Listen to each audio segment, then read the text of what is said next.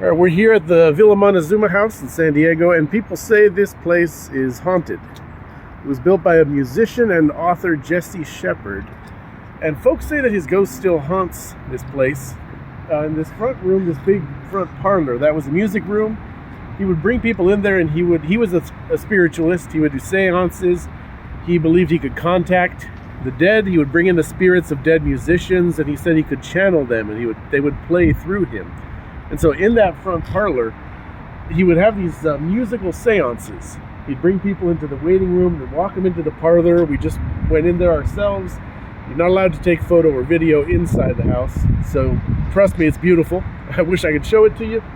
In that front parlor, he had his piano and he would perform for his guests. And people swore that when they were listening to his music, they could hear other instruments playing. They would be sitting there and they would start to hear horns and strings and other instruments, like a whole orchestra sometimes playing along with Shepard, but it was just him on the piano. And years after he died, people would walk by here in the neighborhood here of Sherman Heights, San Diego. They'd be walking by and they would hear a whole orchestra playing inside that house, even when it was abandoned, even when nobody lived there. Now let's look at the front of the house. Folks still say it's haunted.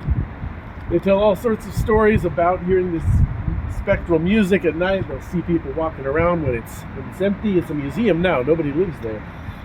Now, I don't know if it's haunted or not, but you can definitely feel the creative spirit of Shepard when you're in there. And this dream he had, he was definitely a brilliant man. Whatever else he was, whatever else it is or isn't inside the house, Shepard, from everything they told us about him on the tour, and I really recommend taking the tour, he was a brilliant musician, and apparently he was polyphonic. He could sing two tones at the same time, so he would sing melody and harmony with himself, and that was part of these ghostly voices people said they heard, almost like there was this ghostly choir singing along with Jesse when he'd be singing his songs. It was actually him doing both voices, and he composed a lot of music. He had his Egyptian suite that I guess there's no copies of that. Nobody knows what that sounded like, but it was this magnificent suite that he would play, armies marching and then creating the pyramids and civilizations. So all of that was performed inside this old beautiful house.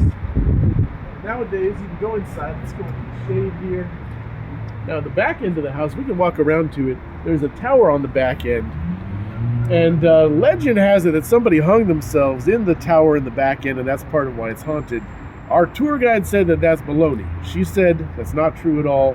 But let's go take a look at that tower and let's see if we see any ghosts. And if we don't, well, that'll just prove that, it's totally fine. Yeah, our tour guide, she was not a fan of the ghost stories. But I know a lot of people say they've had weird experiences in here. But I think just the experience of hearing Jesse play in this room must have been amazing. It must have been almost otherworldly experience just to hear him create all these voices and sounds out of just his own voice and his piano. He was a writer also, wrote several books. His family was involved in the abolitionist movement, I believe. And so he wrote a lot of books about the injustice of slavery. Here's the tower. Now look at that. Isn't that a great place to hang yourself? If I was going to hang myself, that's the first place I'd do it. Amazing. So that, you know what I think? If it is total baloney, it might actually come from Disneyland.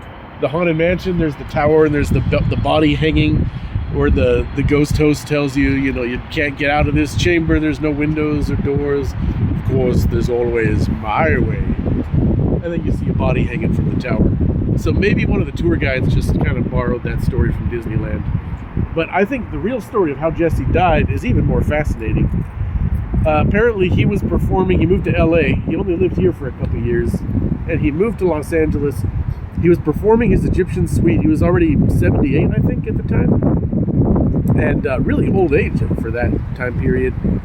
And he performed the Egyptian suite for a whole room full of friends and audience, and he just performed this grandiose suite that takes you through thousands of years of history.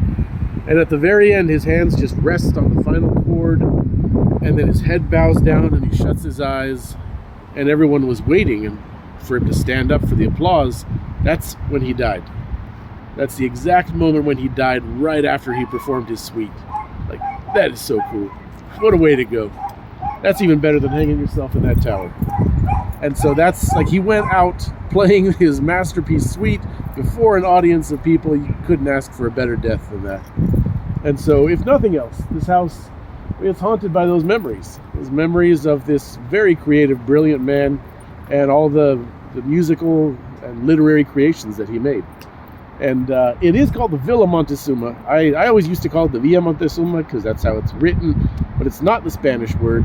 It is the French or Italian word villa, because he was up on the hillside. Let's take a look at downtown. At the time, he built it up here, and there's nothing around here at the time. This is when New Town of San Diego, what's now called downtown, had just been built. So they had moved the county records from what's now called Old Town, that used to be the center of the city. They moved everything into New Town, where the skyscrapers are now, way down by the waterfront. That was all just being built. So that was the center of town. This was just all open land. So he built the house way up here on the hillside, for it to be like a shining beacon of beauty and this beautiful architecture, so that everyone from Newtown would look up the hill and see this beautiful villa, like an Italian villa, like a European villa out in the countryside, standing up on the hill, magnificent. Clearly this guy was loaded. He had some money to do that. Good for him. So he built this amazing place, Villa Montezuma. He named it after a boat that he took a trip on once when he was a kid, I think. So definitely come and check it out. Maybe you'll see the ghosts, maybe you'll hear the ghostly music. Either way, definitely worth the visit.